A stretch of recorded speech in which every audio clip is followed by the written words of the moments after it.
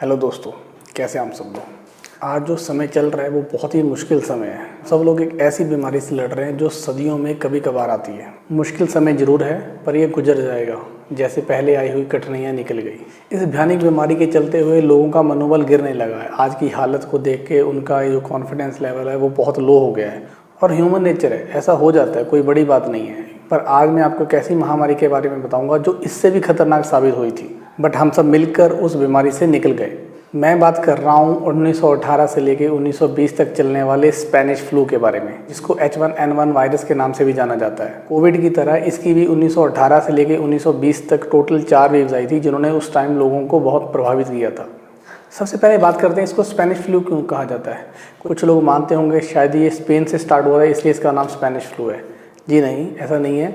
1918 में world war 1 चल रहा था, तो अलाइड कंट्रीज़ और सेंट्रल पावर्स ने अपनी जो न्यूज़ थी उन सबको सेंसर कर रखा था, ताकि कोई ऐसी न्यूज़ बाहर ना जाए जिसकी वजह से उनके जो खुद के सोल्जर्स हैं उनका मनोबल गिर जाए, उनका कॉन्फिडेंस गिर जाए। पर उस टाइम पे स्पेन एक ऐसा कंट्री था जो बहुत न्यूट्रल था। वो शुरू से लेके एंड तक इस टॉपिक को कवर करता रहा था, तो ये एक रीज़न था। तो इस फ्लू को स्पेनिश फ्लू कहा गया।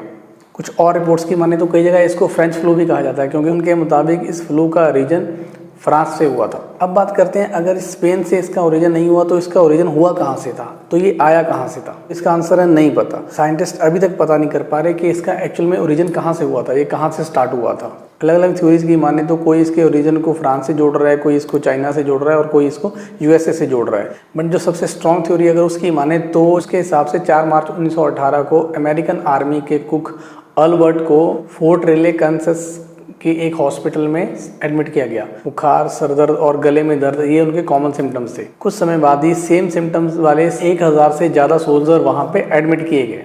अब बात करते हैं इस फ्लू से उस टाइम लोगों ने सामना कैसे किया। 1918 में जब ये महामारी आई तो साइंटिस्ट डॉक्टर्स को समझ में नहीं आ रहा था कि एक्चुअली में ये बीमारी है क्या। आज की तरह उस टाइम कोई एंटीवायरल ड्रग या कोई वैक्सीन भी अवेलेबल नहीं थी।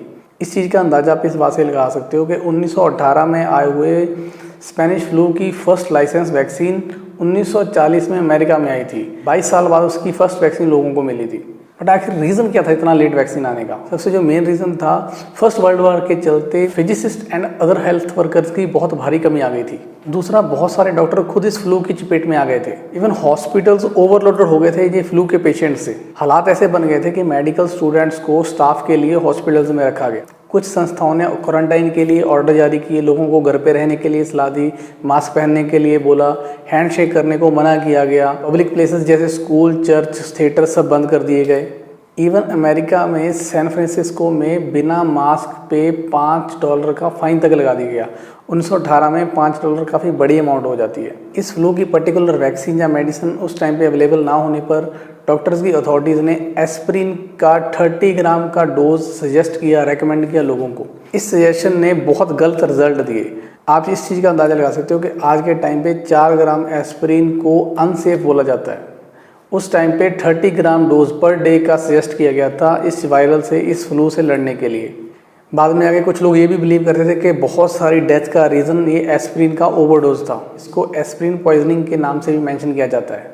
अब बात करते हैं नंबर्स के बारे में, डेथ नंबर्स। एक रिपोर्ट की माने तो पूरी दुनिया में लगभग 50 करोड़ लोग इन्फेक्टेड हुए थे इस स्पेनिश फ्लू के चलते। इसमें से लगभग 5 करोड़ लोगों ने अपनी जान गंवा दी थी। एक स्टैट के मुताबिक यूएसए की 28% जनसंख्या इस वायरस से इन्फेक्टेड हो गई थी, जिसमें से लगभग 7 से 8 लाख लोगों ने अपनी जान गंवा दी इस वायरस के चलते। और इंडिया में हालात इससे भी बुरे थे। इंडिया जो उस टाइम पे ब्रिटिश राज के अंडर था, वहाँ पे लगभग 1.5 करोड़ 1.5 करोड़ लोगों ने अपनी जान गंवा दी।